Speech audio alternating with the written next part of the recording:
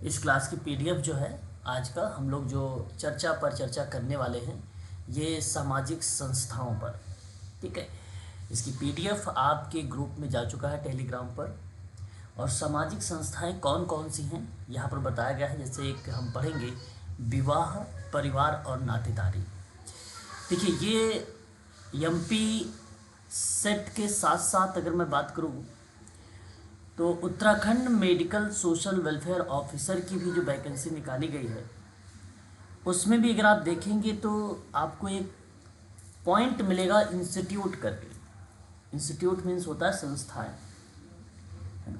तो उसके संदर्भ में आप लोगों से जो है यहाँ से प्रश्न बनाए जा सकते हैं।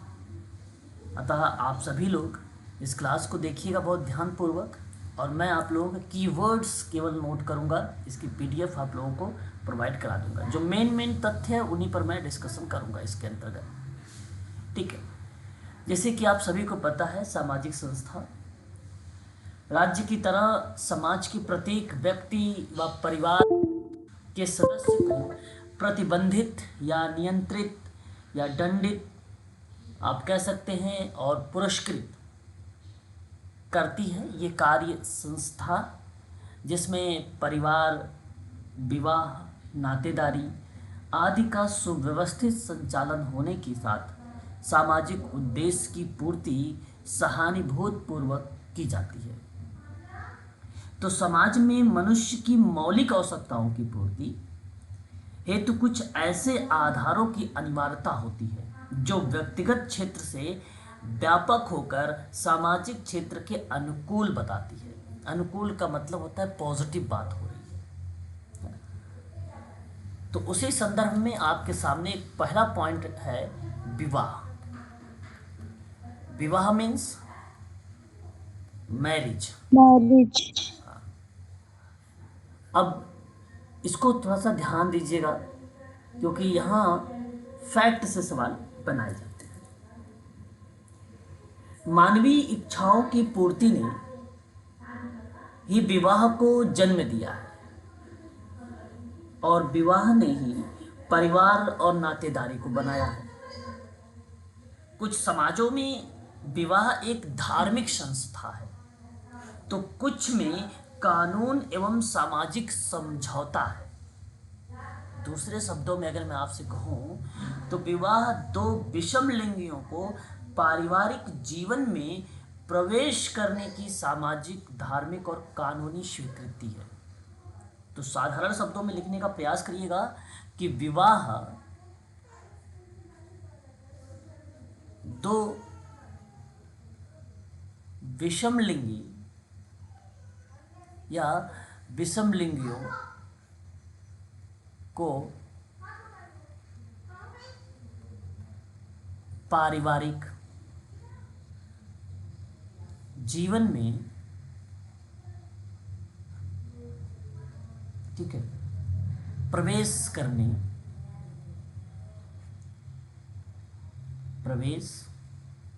की सामाजिक, धार्मिक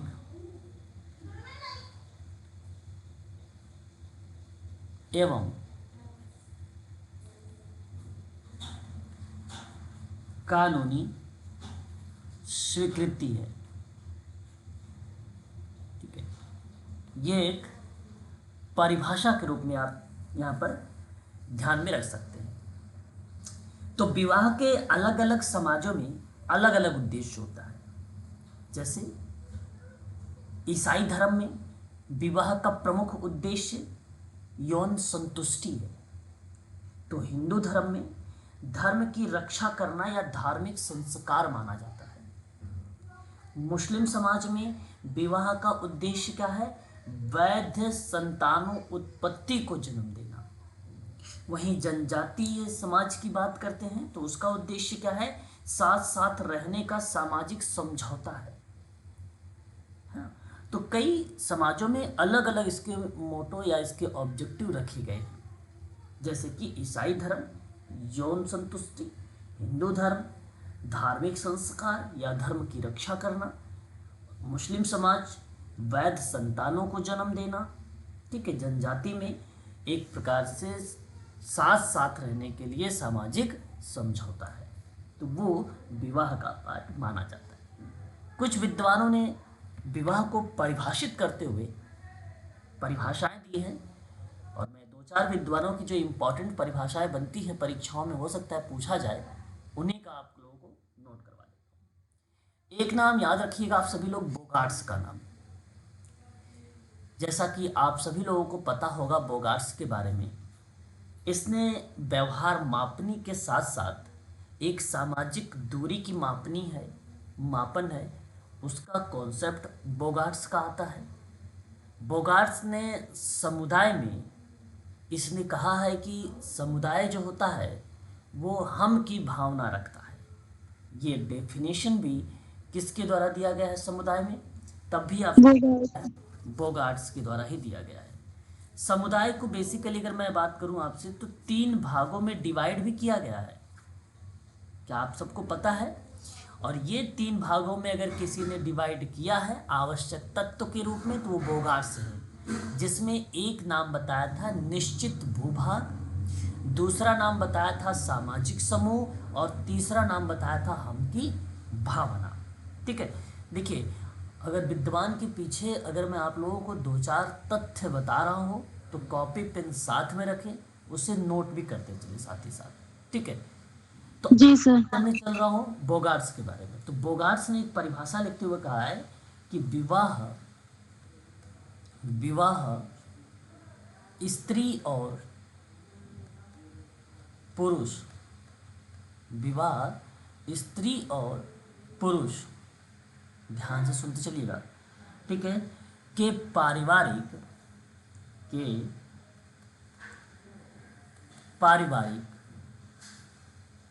जीवन में प्रवेश कराने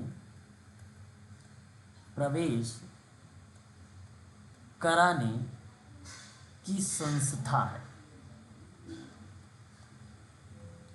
प्रवेश कराने की संस्था है। ये बेसिकली क्या कहलाता है, विवाह की परिभाषा का। तो ये किसके द्वारा दिया गया, विवाह स्त्री और पुरुष के पारिवारिक जीवन में प्रवेश कराने की संस्था कही जाती है, और ये परिभाषा बोगार्ट्स की। हाँ, एक परिभाषा आता है मर्डोक, विद्वान हैं, आगे हम बात करेंगे अभी इनके बारे में थोड़ा सा। तो मर्डोक महोदय की भी परिभाषा आ जाता है, एग्जाम में पूछा जाता है मर्डोक। और इनकी परिभाषा क्या है, इन्होंने कहा कि एक साथ, ठीक है, एक साथ रहते हुए नियमित यौन संबंध और आर्थिक सहयोग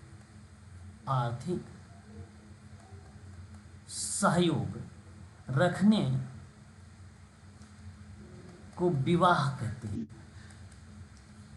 को विवाह कहते हैं।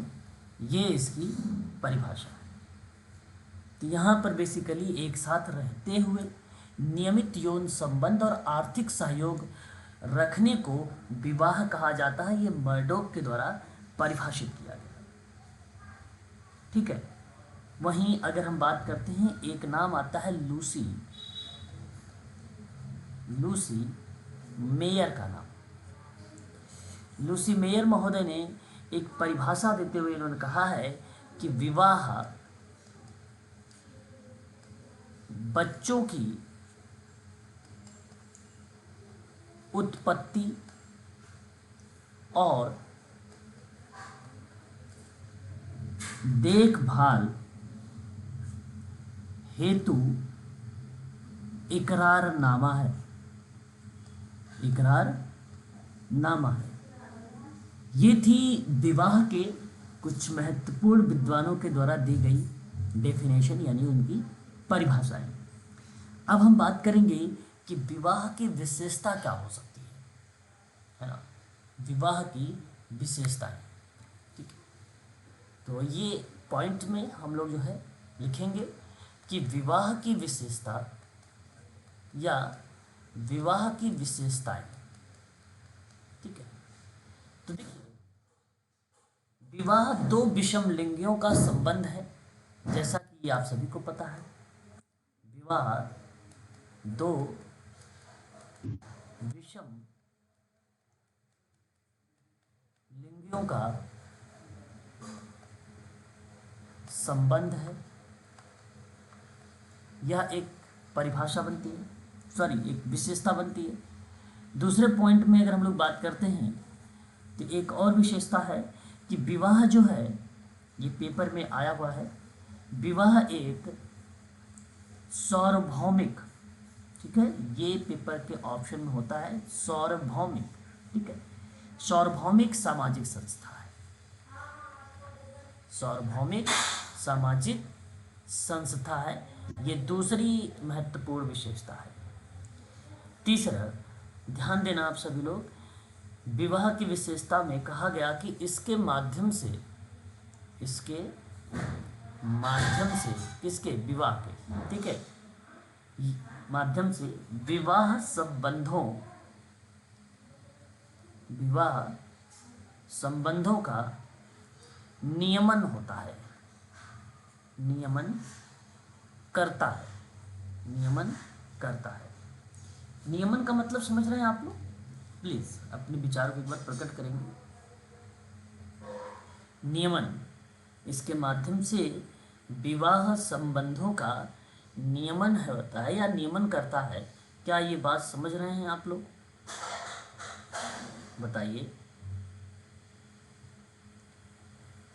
देखो, भारत में विवाह संबंधों का नियमन व्यक्तिगत और सामान्यीकृत विवाह अधिनियमों के तहत होता है।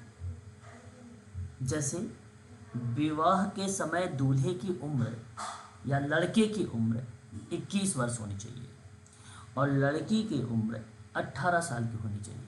हालांकि ये बाद में संशोधन हुआ है अभी हाल ही में, लेकिन अभी सही तरीके से अगर मैं आपसे कहूँ तो राजपत्र में देखने को नहीं मिला है, 21 कर दिया गया है। लेकिन अभी तक अगर परीक्षा में आता है तो 21 और 18 की आयु आती है। तो इसका मतलब क्या हुआ कि विवाह में संबंधों का नियमन करता या क्रिया को देखा जाता है। क्या ये बात सत्य हुई? बताते चलिए भाई, बोलते भी रहिए साथ ही साथ। और दोनों पक्षों को हिंदू विवाह के या हिंदू कानून के तहत किसी भी निषिद्ध रिश्ते में नहीं होना चाहिए। ये भी जो है बात इसी के अंतर्गत बताई गई है। ठीक है, आगे बात करते हैं पॉइंट नंबर 4 पर। विवाह के संदर्भ में एक और पॉइंट आपके सामने प्रस्तुत हो रहा है कि बच्चों के, ठीक है, पालन पोषण एवं सामाजिकरण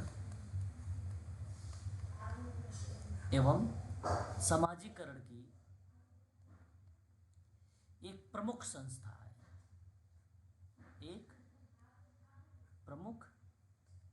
है, पालन पोषण की और सामाजिकरण के लिए विवाह भी एक प्रमुख संस्था के रूप में जानी जाती है। क्लियर है यहाँ तक? बताइए, स्पष्ट करिए भाई। जी सर। हाँ। उसके बाद संस्कृति को, ठीक है, पॉइंट नंबर नेक्स्ट कहता है आपके सामने कि संस्कृति का एक पीढ़ी, ठीक है, एक पीढ़ी से दूसरी पीढ़ी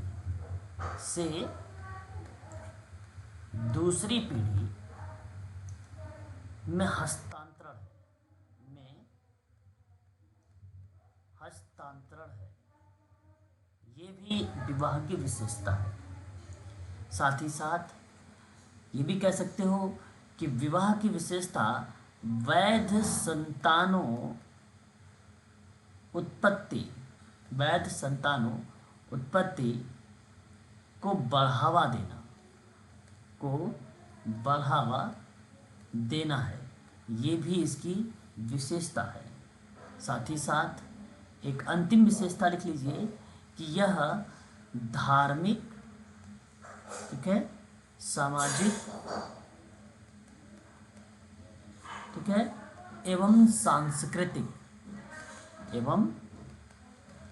सांस्कृतिक उद्देश्यों, ठीक है, उद्देश्यों की पूर्ति करता है, उद्देश्यों की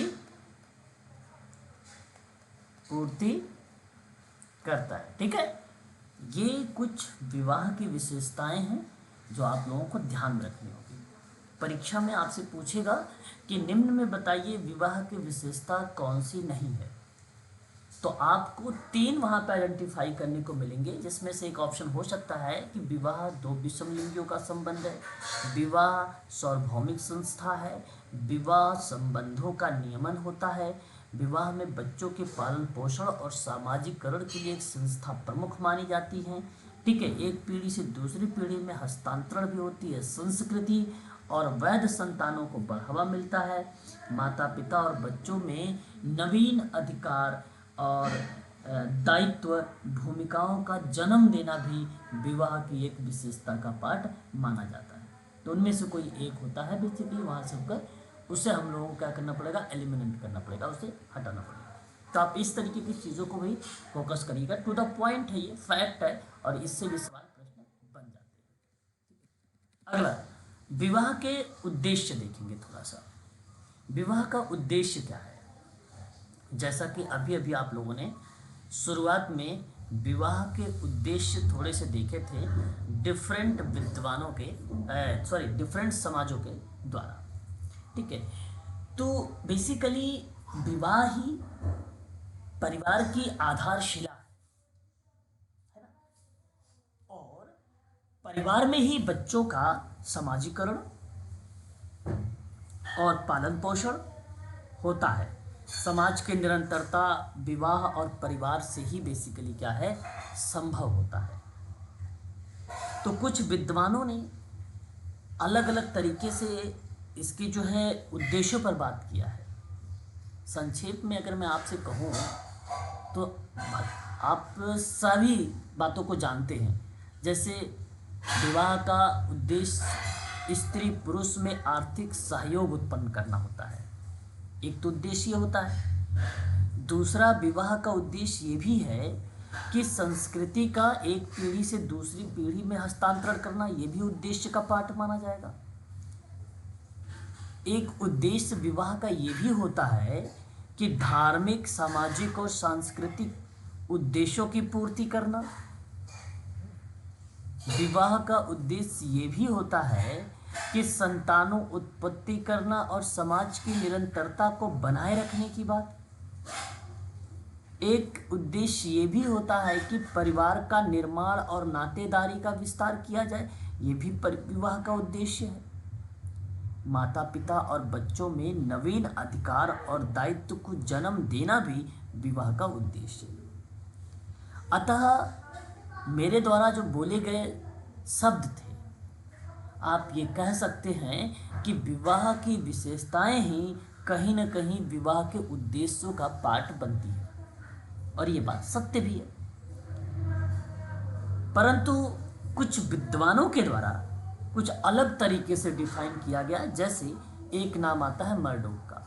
मैंने आपसे कहा था कि मर्डोक का एक जगह और नाम आएगा जो कि उसके उद्देश्य में आता है। इन्होंने लगभग 250 समाजों का 250 समाजों का तुलनात्मक अध्ययन किया है। क्या किया है? तुलनात्मक स्टडी की है या उसका अध्ययन किया है। बात को समझते चलिएगा आप लोग, ठीक है। और कहा कि विवाह के 3 उद्देश्य इन्होंने देखा। 250 समाज में जब इसने कंपेयर के आधार पर उसकी स्टडी की, तो इसने कुल 3 प्रकार के विवाह के उद्देश्य देखे, जिनमें से एक था यौन संतुष्टि, ठीक है। दूसरा जो था आर्थिक सहयोग,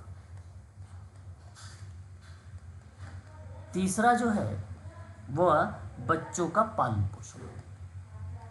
बच्चों का पालन पोषण। क्या बात समझ में आ रही है आप लोगों को? एक बार स्पष्टीकरण करिएगा प्लीज।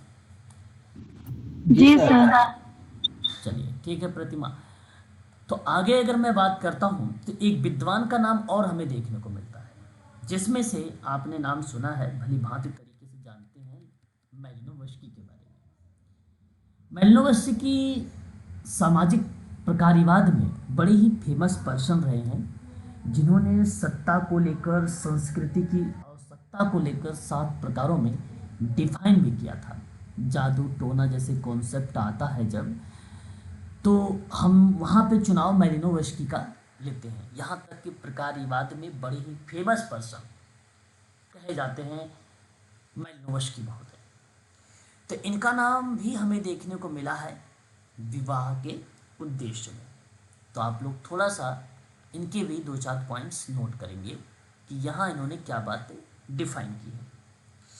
इन्होंने कहा है कि विवाह 3 उद्देश्य पर आधारित है। तो इन्होंने 3 उद्देश्य बताए हैं। वो कौन कौन से 3 उद्देश्य हैं? जिसमें से पहला एक आता है प्राणी शास्त्रीय उद्देश्य, यानी आप ये कह सकते हैं कि प्राचीन होने के साथ साथ मानव के बारे में या उसकी संस्कृति को डेवलप करने में या उसके वर्चस्व को डेवलप करने में, धार्मिक और सामाजिक सांस्कृतिक उद्देश्यों की पूर्ति करने में प्राणी शास्त्रीय उद्देश्य एक अहम रोल अदा करता है। दूसरा इन्होंने बताया है सांस्कृतिक उद्देश्य। तीसरा इन्हीं के द्वारा बताया गया है मनोवैज्ञानिक उद्देश्य। मनोवैज्ञानिक उद्देश्य, ये 3 प्रकार के उद्देश्य जो है मैलिनोवस्की के द्वारा बताए गए। आगे बात करते हैं एक नाम और, जहां नाम देखने को मिलता है ग्लीन और ग्लीन का नाम। ग्लीन एंड ग्लीन का नाम, हालांकि ये पेपर में बहुत कम आते हैं, लेकिन यदि आप एमपी सेट की तैयारी कर रहे हैं तो हो सकता है इनसे सवाल बना दिया जाए। यूजीसी नेट में भी बहुत कम आते हैं ये, और साथ ही साथ अगर मैं बात करूँ अन्य मेडिकल सोशल वर्क में भी कम आते हैं, लेकिन फिर भी हमें ध्यान रखना चाहिए इन्होंने विवाह के 5 उद्देश्यों के नाम बताए थे। इन्होंने 5 उद्देश्य बताए थे, जिनमें से एक आता है यौन संबंध का नियमन, जैसा कि मैंने अभी अभी आपको बताया भी है, नियमन का पार्ट, संबंध का नियमन। दूसरा इन्होंने कहा है संतानोत्पत्ति।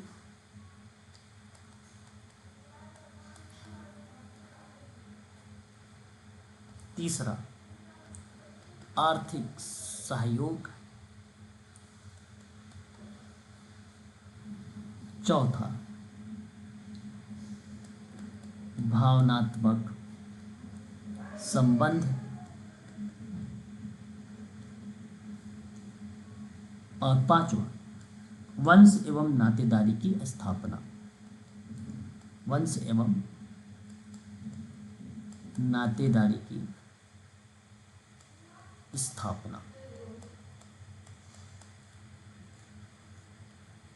इस तरीके से यह नाम हम लोगों को देखने को मिलता है। ठीक है, मजुमदार एवं मदन का नाम आपने सुना होगा, समाजशास्त्र अगर आप लोगों ने पढ़ा होगा तो इनका नाम बड़ा ही फेमस रहा है। तो विवाह नाम देखने को मिलता है हम लोगों को, नाम आता है मजुमदार एवं मदान का नाम। इन्होंने 4 प्रकार के उद्देश्यों पर वर्णन किया है, जिसमें से एक आता है घर की स्थापना करना।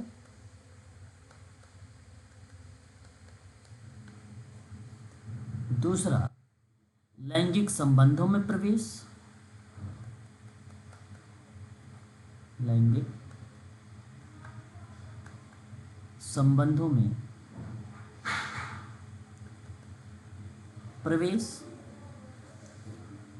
और एक आता है प्रजनन।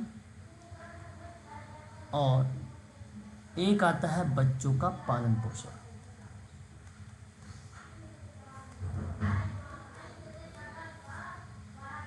पालन पोषण।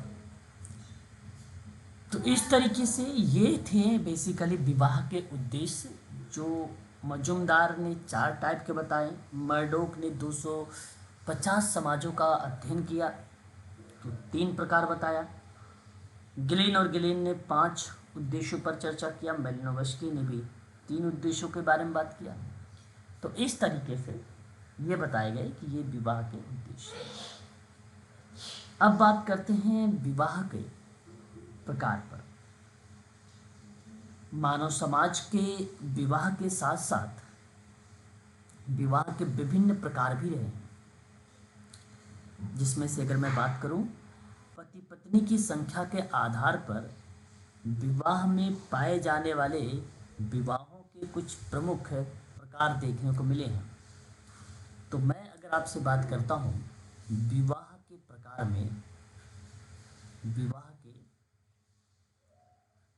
में, तो आप सभी लोगों को पता है, मुख्यतः रूप से अगर हम चर्चा करते हैं तो एक होता है एक विवाह और दूसरा होता है बहुविवाह। इस तरीके के आप लोगों ने यहाँ पे जो है शब्दों को देखा है, ठीक है। तो मुख्य रूप से आप ये कह सकते हो कि विवाह 2 प्रकार के देखने को मिले हैं, एक विवाह और बहुविवाह। तो जो एक विवाह है इसके भी कई पार्ट है ना। देखिए, एक विवाह का वह स्वरूप होता है ये जिसमें किसी एक समूह में कोई भी पुरुष एक से अधिक स्त्री से या स्त्रियों से विवाह नहीं कर सकता, है ना। तो वह एक विवाह का पार्ट माना जाता है। सिंपल सी बात है कि एक पुरुष एक स्त्री से अगर विवाह करता है तो वो एक विवाही पार्ट माना जाता है, उसमें एक से अधिक स्त्रियों से विवाह नहीं कर सकता। अब एक विवाह की प्रथा हिंदू में खासी, संथाल, कादर इत्यादि ऐसी जनजातियां हैं, उनमें हम लोगों को देखने को मिला है एक विवाह का पार्ट। तो एक विवाह को 5 भागों में डिवाइड किया गया। जैसे ध्यान दीजिएगा आप लोग, एक क्रमिक एकल विवाह होता है। क्रमिक एकल विवाह होता है। देखिए, ये आप सबको पता होगा, अनेक समाज में व्यक्तियों की पहली पत्नी या पति की मृत्यु हो जाने पर या तलाक के बाद पुनः विवाह करने की जो प्रायः अनुमति होती है, वह क्रिया क्रमिक विवाह का पार्ट माना जाता है। परंतु वे एक बार में एक से अधिक पत्नी या पति नहीं रख सकते हैं। या तो तलाक हो जाएगा पति या पत्नी का, या तो मृत्यु हो जाएगी पति या पत्नी का, तब ऐसी कंडीशन पर विवाह होता तो उसे क्रमिक का मतलब होता है क्रम, सीक्वेंस, है ना। परंतु ध्यान रहे, एकल विवाह का पार्ट, है ना। तो इस तरह के विवाह को क्रमिक एकल विवाह कहा जाता है। और ये क्रमिक एकल विवाह पश्चिम समाज में इस प्रकार की प्रथा चलती है, पश्चिम समाज में। हालांकि जरूरी ये नहीं कि पश्चिम समाज में चले, आजकल आप सभी लोगों ने देखा भी होगा अन्य जगह, लगभग आप ये कह लीजिए सभी जगहों पर क्रमिक एकल विवाह जो बेसिकली वैलिड हो गया है ना। पत्नी नहीं है या डिवोर्स हो गया है तो वो व्यक्ति या वो महिला जो है दूसरी भी शादी कर सकते हैं और करते भी हैं, ऐसा आपने समाज में देखा भी होगा, ठीक है। वहीं बात करते हैं दूसरे पार्ट पर, तो एकल विवाह है। देखिए, एकल विवाह को डिफाइन करने की मुझे आवश्यकता नहीं है, आप लोग देख भी चुके हैं। जिन समाज में पुनः विवाह मान्य नहीं होता है उनमें केवल एक ही विवाह होता है। अधिकांश उच्च वर्गीय जो हिंदू महिलाओं को विधवा पुनर्विवाह अधिनियम 1856 की बात कर रहा हूँ, 1856 लागू होने से पहले केवल एकल विवाह की प्रथा ही प्रचलन में था। क्योंकि इस अधिनियम ने क्या कर दिया, 1856 का, मैं 1856 की पहले की बात बता रहा हूँ, तो उस समय आप सभी को पता है कि पुनः विवाह मान्य तो नहीं था, केवल एक ही विवाह था, ये 1856 से पहले। लेकिन 1856 एक एक्ट है जो विधवा पुनर्विवाह के नाम से जाना जाता है। ये जब लागू हुआ तो उसमें कहा गया कि अधिनियम के लागू होने के पहले भी विधवाओं को पुनर्विवाह की अनुमति नहीं थी। इसके लागू होने के बाद से विधवाओं को लिए बेसिकली दूसरी शादी या पुनर्विवाह लागू हो गया। अब आप सोच रहे होंगे कि सर क्रमिक एकल विवाह की तरह ही एकल विवाह का पार्ट बन रहा है। नहीं, एकल विवाह में यहाँ ये कहा जा रहा है कि विधवा पुनर्विवाह अधिनियम है ना, इसका मतलब है कि उसके पति की मृत्यु है ना। लेकिन क्रमिक विवाह का पार्ट ये था कि उसमें तलाक भी कंडीशन लागू थी, इसमें तलाक नहीं है। लेकिन हाँ, अब सीक्वेंस नहीं कह सकते हो, बट केवल बारीकी से शब्दों को जो शब्द मैं बोल रहा हूँ उस पर केवल फोकस करिएगा आप लोग। तो जहाँ बेसिकली विधवा पति की मृत्यु हो जाए या तलाक हो जाए, उस परिस्थिति में सीक्वेंस से जब शादी हो रही है तो हो सकता है 2 तलाक हो जाए, 3 तलाक हो जाए, दूसरी शादी किया अभी पति मर गया, चौथी शादी किया अभी मर गया, तो उसके बाद एक क्रम से ही हो रहा है, वो क्रमिक एकल विवाह का पार्ट होगा। और जो एकल विवाह का पार्ट होगा इसमें एक शब्द केवल ध्यान रखना है, और वो हिंदू में एक विधवा पुनर्विवाह अधिनियम था हिंदू महिलाओं के लिए, उस एक्ट को ध्यान रखिएगा 1856 का, तो वो एकल विवाह का पार्ट माना जाएगा। दूसरा एक आता है जोड़ा विवाह।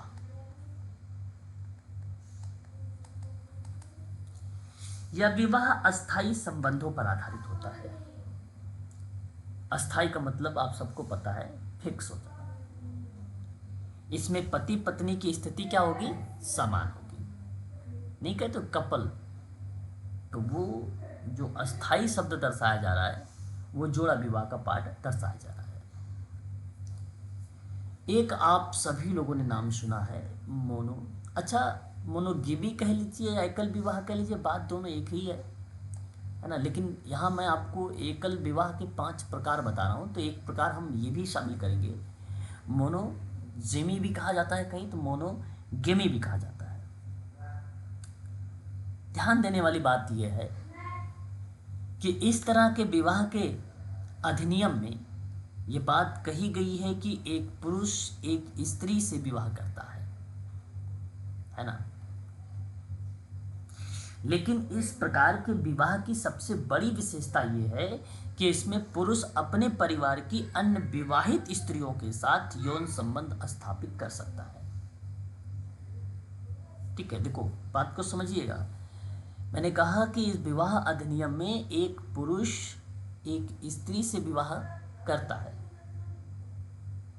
लेकिन इस प्रकार के विवाह की सबसे बड़ी विशेषता ये है कि इसमें पुरुष अपने परिवार की अन्य विवाहित स्त्रियों के साथ यौन संबंध स्थापित कर सकता है, तो वो मोनोगेमी का पार्ट बनेगा। और यह प्रथा याद रखिएगा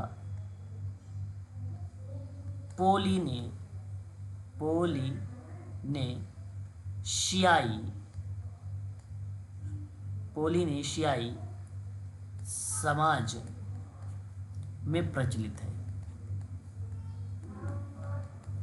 ना। प्रचलित है। ठीक है, ये आपका बनेगा यहाँ पर मोनोगेमी का पार्ट। एक आता है 5वें नंबर का अस्थाई एकल विवाह। अस्थाई मतलब जोड़ा वाला विवाह है, ये अस्थाई वाला है। अस्थाई एक विवाह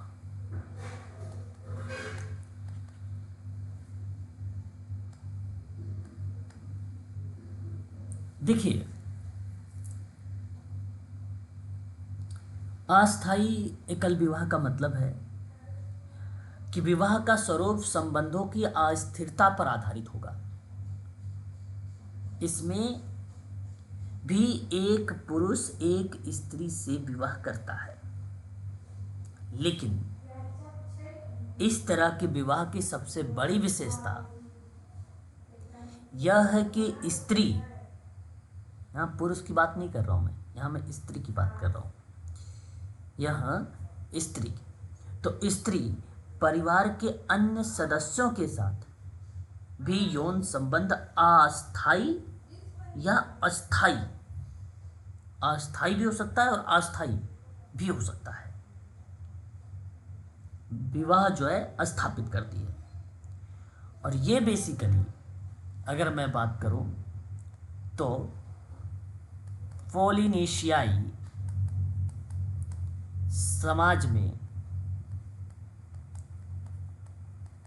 में भाई बहन या भाई बहनों के बीच यह विवाह पाया जाता है, यह विवाह पाया जाता है।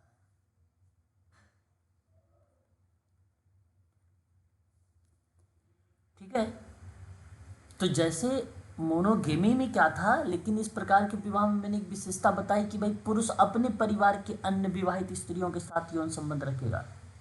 और अस्थाई में मैंने क्या बताया, मैंने कहा कि स्त्री परिवार के अन्य सदस्यों के साथ यौन संबंध रखेगी, वो भी अस्थाई या अस्थाई, है ना। तो उस प्रक्रिया में ये चीजें देखने को मिल सकता है। ठीक है, एकल विवाह। उसके बाद देखिए, एकल विवाह के बेसिकली कुछ कारण है, एकल विवाह के कुछ कारण भी है।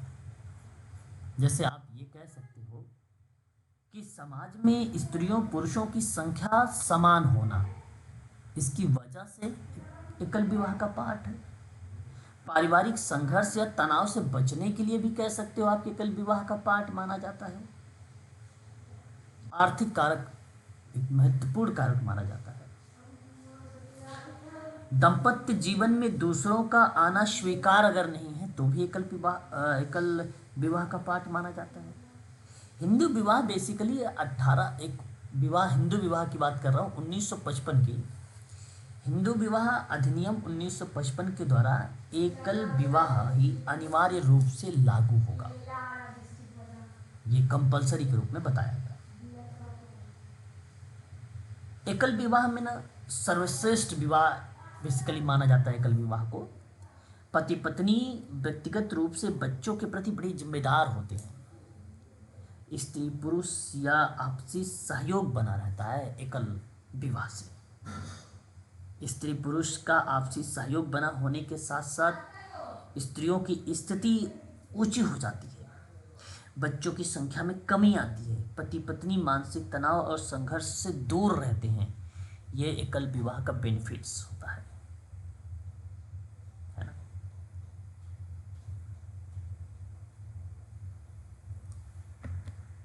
आगे देखिए, एकल विवाह में कुछ विद्वानों ने अलग अलग तरीके से बातें कही। जैसे एक सिद्धांत था उद्विकासी सिद्धांत।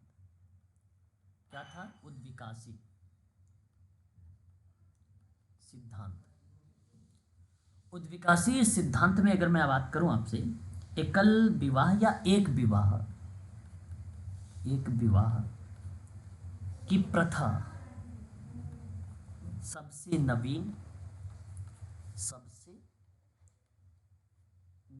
एवं आधुनिक प्रथा है, एवं आधुनिक प्रथा है। ये बात बेसिकली उद्विकासी सिद्धांत में कहा गया। एक नाम देखने को मिला वेस्टरमार्क का नाम। इसने कहा कि एक विवाह को ही विवाह का आदिम स्वरूप माना, यानी एक विवाह को क्या माना इन्होंने, आदि स्वरूप माना, आदि स्वरूप। और आदि स्वरूप किसने माना है विवाह को, तो वेस्टरमार्क ने माना है। मालिनोवस्की का भी स्टेटमेंट है एकल विवाह पर। इनका स्टेटमेंट है कि एक विवाह ही विवाह का सच्चा स्वरूप है, विवाह का सच्चा स्वरूप है ना। ये भी आपको इसके अंतर्गत ध्यान में रखना होगा। अब बात करते हैं बहुविवाह के बारे में, ठीक है। देखिए, जैसे कि आप सभी को पता है बहुविवाह के बारे में भी,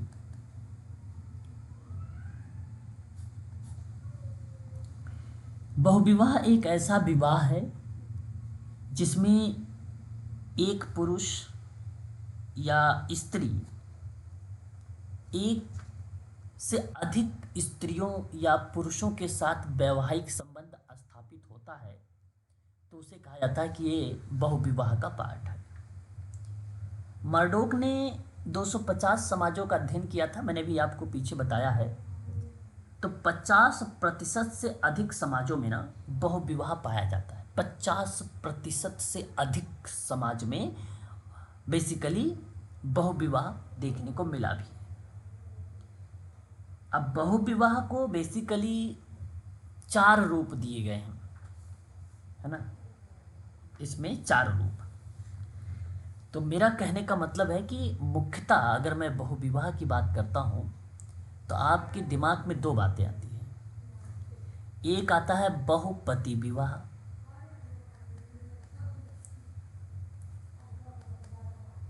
और जब आप बहुपति विवाह की बात करते हैं तो इसको हम लोग बांटते हैं 2 भागों में।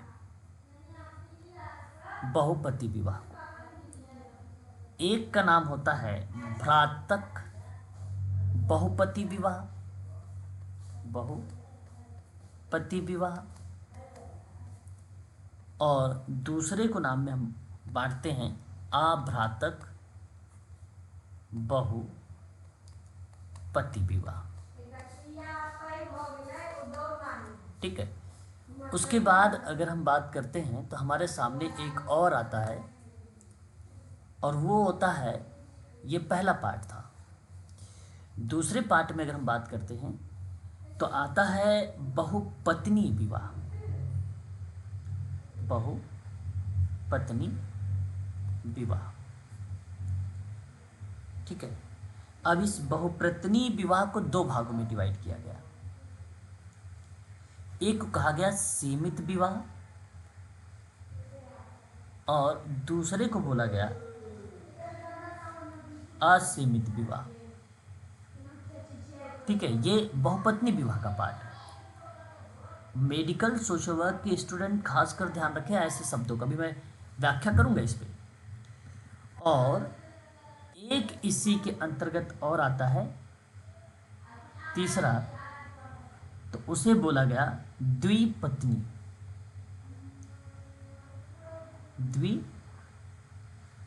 विवाह। और एक आपका और होता है समूह विवाह,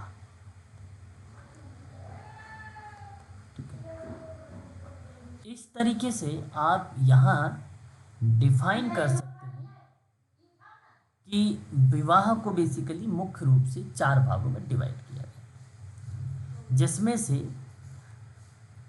बहुपत्नी विवाह में अगर हम बात करते हैं, या बहुपति विवाह में अगर हम बात करते हैं, तो 2 पार्ट देखने को मिलेंगे, ठीक है। देखिए, एक समय में एक से अधिक स्त्रियों से विवाह करने को बहुपत्नी विवाह कहा जाता है। और इस बहुपत्नी विवाह की बात करते हैं अगर हम लोग, तो साफ शब्दों में आपके सामने यहाँ पे दिख भी रहा है कि बहुपत्नी विवाह 2 भागों में बटा हुआ है, जिसमें एक है सीमित और दूसरा है असीमित, ठीक है। यहाँ पर देखिए, एक है सीमित और दूसरा है असीमित, है ना। तो जिसमें पत्नियों की संख्या सीमित होती है वो सीमित बहुपत्नी विवाह कहलाएगा। जिसमें आप कह लीजिए पत्नियों की संख्या असीमित होगी वो असीमित विवाह का पार्ट माना जाएगा बहुपत्नी विवाह के अंतर्गत, है ना। इस्लाम में एक साथ 4 स्त्रियों को रखने का प्रावधान है। इस्लाम में एक साथ 4 स्त्रियों को, या विवाह कुछ जनजातियों जैसे नागा, गोंडा, टोंडा, है ना, और मध्य भारत के प्रोटो ऑस्ट्रेलियाइड जो प्रजातियां हैं उसमें देखने को मिली है बहुपत्नी विवाह, है ना। बेसिकली जनजातियों में इस प्रकार का विवाह अधिक उत्तम श्रम विवाह के लिए जाना जाता है। स्त्रियों की संख्या में अधिकता देखने को मिली है, पुरुषों की यौन इच्छाओं में अधिकता देखने को मिली है, अधिक पत्नियां का सामाजिक प्रतिष्ठा का सूचक देखने को मिला है, पुत्र का होना आवश्यक माना गया है, इत्यादि चीज़ें बेसिकली बहुपत्नी विवाह के रीज़न में भी देखने को कार्य हमें मिले हैं। इसके बेनिफिट्स भी हैं बहुपत्नी विवाह के। बहुपत्नी विवाह के कारण जो कामी पुरुष है उसकी यौन इच्छा की पूर्ति परिवार में ही हो जाती है। इसलिए समाज में भ्रष्टाचार और अनैतिकता में वृद्धि नहीं हो पाती है। रीज़न एक ये भी मिल जाता, तो इसका कह सकते हो आप बेनिफिट हो गया। स्त्रियों की संख्या अधिक होने पर सबका विवाह संभव हो जाता है। दूसरा भी एक प्रकार का बेनिफिट्स यहाँ पे कह सकते हैं आप, अनेक स्त्रियों के होने पर बच्चों का पालन पोषण और घर की देखरेख सरलता से हो जाती है। ये भी एक लाभ बता सकते हो आप। तो कहने का आशय ये है कि बहुपत्नी विवाह समाज के अधिकांश धनी और समृद्ध लोगों में पाए जाते हैं। ऐसे विवाह से उत्पन्न संतानें शारीरिक और मानसिक दृष्टि से सुदृढ़ होती है ना। तो ये बेसिकली पार्ट होता है। अच्छा देखिए, इसके डिमेरिट यानी इसकी हानि भी होती है। स्त्रियों का समय प्रायः झगड़ों से ही नष्ट होता है, जनसंख्या में वृद्धि हो सकती है। ये दोष हैं, ये हानियाँ हैं। कई पत्नियों के कारण पति सबकी देखभाल सही से नहीं कर सकता है। स्त्रियों की सामाजिक प्रतिष्ठा गिर जाती है, विधवाओं की संख्या में वृद्धि हो जाती है। पुरुष द्वारा अपनी पत्नियों की यौन संतुष्टि ना कर पाने के कारण, ठीक है, समाज में यौनाचार पनपने लगता है। ये बेसिकली कहीं ना कहीं एक प्रकार से इसके हानि या दोष भी आप कह सकते हैं, ठीक है। अब बात करते हैं बहुपति विवाह का। इस विवाह में एक स्त्री एक समय में कई पुरुषों से विवाह करती है। एक स्त्री जो है कई पुरुषों से विवाह करती है, तो वह बेसिकली बहु, ठीक है, कई पुरुषों से विवाह करना बेसिकली बहुपति विवाह का पार्ट माना जाता है। अब सर्वप्रथम बहुपति एवं बहुपत्नी विवाह का जो उल्लेख किया है उस विद्वान का नाम जानते हैं क्या था? मैकले नन था, जिसने बहुपति और बहुपत्नी विवाह के बारे में बताया। तो बहुपति विवाह को तिब्बती प्रथा भी कहा जाता है। इसी का एक और नाम है तिब्बती प्रथा, भी इसी को बोली जाती है, ठीक है। टोंडा जनजाति में बहुपति के बाद बहुपत्नी और आज एकल विवाह की प्रथा पाई जाती है। बहुत सारी ऐसी जनजातियां हैं, भारतीय आर्य जातियों और मंगोल जनजातियों में यह अत्यंत लोकप्रिय हो गया, ठीक है। तो इसका पार्ट माना गया। तो बहुपति विवाह के 2 रूप बने, जिसमें मैंने कहा कि एक भ्रातक है और दूसरा अभ्रातक है। तो एक स्त्री के साथ या एक स्त्री के सभी पति आपस में भाई हों, एक स्त्री के सभी पति आपस में भाई होते हैं, और यह विवाह टोंडा, कोटा, नायर, खस जैसी जनजातियों में देखने को मिला है। इसमें दो या दो से अधिक भाई मिलकर किसी एक स्त्री से विवाह करते हैं या सबसे बड़ा भाई किसी स्त्री से विवाह करता है और अन्य भाई स्वतः ही उस स्त्री के पति बन जाते हैं। यानी आप ये कह सकते हो कि लोगों में सबसे बड़ा भाई ही विवाह करके पत्नी लाता है और शेष भाई उस स्त्री के पति बन जाते हैं। यह जानते हैं किस जनजाति में होता है? एक खस जनजाति, उसमें पाया जाता है। ये बड़ा भाई शादी करके आएगा और उसके स्वतः जितने भाई होंगे उसके पति बन जाएंगे। ठीक है। वहीं अगर हम बात करते हैं तो एक आता है आभ्रातक बहुपत्नी विवाह। इस प्रकार के विवाह में पति परस्पर भाई नहीं होता है। स्त्री बारी बारी से समान अवधि के लिए प्रत्येक पति के पास रहती है। यह प्रथा टोंडा में पाया जाता है। मैं आपको बता दूं, पितृसत्तात्मक जहां देखने को मिल रहा है, पितृसत्तात्मक आभ्रातक बहुपति विवाह बेसिकली फेमस रहा है और नायरे जनजाति में बेसिकली मात्र सत्तात्मक और आभ्रातक बहुपत्नी विवाह में भी देखने को ये मिला है। तो मेरा कहने का आशा ये है कि विवाह में पति परस्पर भाई नहीं होंगे। स्त्री बारी बारी की समान अवधि के लिए प्रत्येक पति के पास जाती है। वह आभ्रातक बहुपत्नी विवाह का पाठ किया जाएगा। देखिए, इसका प्रमुख कारण ये भी हो सकता है कि आर्थिक क्रियाकलाप या गरीबी है। जब अकेला पुरुष स्त्रियों एवं बच्चों का भरण पोषण नहीं कर पाता है तो अनेक पुरुष मिलकर भरण पोषण करते हैं। बधमूल्य का अधिक होना, बधमूल्य प्रथा के कारण है। हो जनजाति में एक हो जनजाति है।